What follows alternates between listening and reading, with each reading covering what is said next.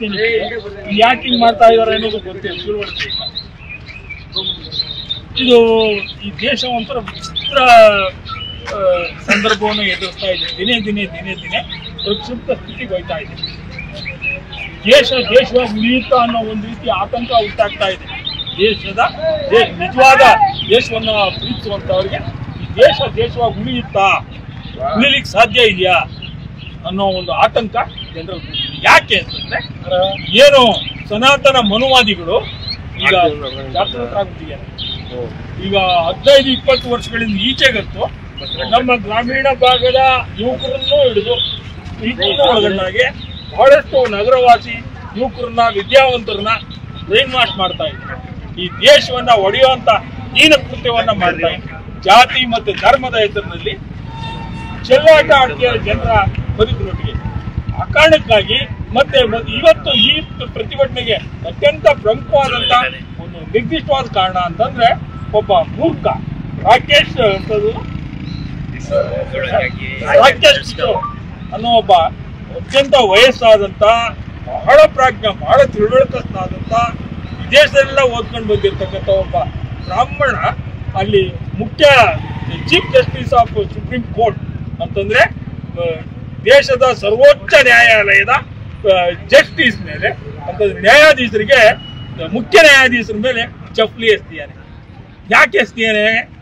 ಇಲ್ಲ ಅವ್ರು ಏನಾದ್ರು ತಪ್ಪು ಜಡ್ಜ್ಮೆಂಟ್ ಕೊಟ್ಟಿದ್ದಾರೆ ಅಂತ ಎಸ್ತಿಲ್ಲ, ಅಥವಾ ಯಾರಿಗಾರು ಅನ್ಯಾಯ ಮಾಡಿದ್ದಾರೆ ಅಂತ ಎಸ್ತಿಲ್ಲ. ಅವ್ನು ಎಸ್ತಿರೋದು ಯಾಕಪ್ಪ ಅಂತಂದ್ರೆ ಇಂಥ ದೊಡ್ಡ ಪೋಸ್ಟ್ ಹೋಗೋನೆ ಅನ್ನೋದು ಒಂದೊಂದು ಮನ್ಸು. ಇನ್ನೊಂದು ಏನಂತ ಅಂದ್ರೆ ಈ ದೇಶದ ಸಂವಿಧಾನದ ಬಗ್ಗೆ ಅಟ್ಯಾಕ್ ಮಾಡ್ತಾ ಇದ್ದಾರೆ. ಈ ದೇಶದ ಸಂವಿಧಾನ ಇದೆಯಲ್ಲ, ಅದು ಇಡೀ ಇಂಡಿಯಾದ ಅಭಿವೃದ್ಧಿಗೆ ಪೂರಕವಾದಂತದ್ದು ಸಂವಿಧಾನ. ಆ ಸಂವಿಧಾನದ ಹೆಡ್ ಆಗಿ ಇವತ್ತು ಅತ್ಯಂತ ಕೆಳ ಸಮಾಜದ ಒಬ್ಬ ವ್ಯಕ್ತಿ ಜಡ್ಜ್ ಆಗಿ ಕೊಟ್ಟಿಯಾನೆ. ಗವಾಯಿ ಅತ್ಯಂತ ಕೆಲಸದ ಅಸ್ಪೃಶ್ಯ ಸಮಾಜಕ್ಕೆ ಸೇರಿದಂತ ಅವರು ಚೀಫ್ ಜಸ್ಟಿಸ್ ಆಗಿ ಕೂತಿದ್ದಾರೆ. ಇದು ಸಂವಿಧಾನದ ಪ್ರಕಾರ ಅವರೇ ಮೊದಲು, ಅವರೇ ಚೀಫ್. ಯಾಕೆಂತಂದ್ರೆ ರಾಷ್ಟ್ರಪತಿಗೂ ಪ್ರಮಾಣ ವಚನ ಬೋಧಿಸುವಂತಾರ ಅವರೇ. ರಾಷ್ಟ್ರಪತಿನೇ ಹೆಡ್. ನಮ್ಗೆ ರಾಷ್ಟ್ರಪತಿಗೆ ಪ್ರಮಾಣ ಕೊಡ್ತಾರೆ ಅಂತಂದ್ರೆ ಅವ್ರಿಗಿಂತ ಹೆಡ್. ಅವರು ಹೆಡ್ ಅಂತ ಯಾರು ಇಲ್ಲ ಅಲ್ಲಿ. ಸಂವಿಧಾನ ಯಾರು ಹೆಡ್, ಒಬ್ರು ಕಡಿಮೆ ಒಬ್ರಿಗೆ ಹೆಚ್ಚು ಅಂತ ಏನ್ ಹೇಳಲ್ಲ.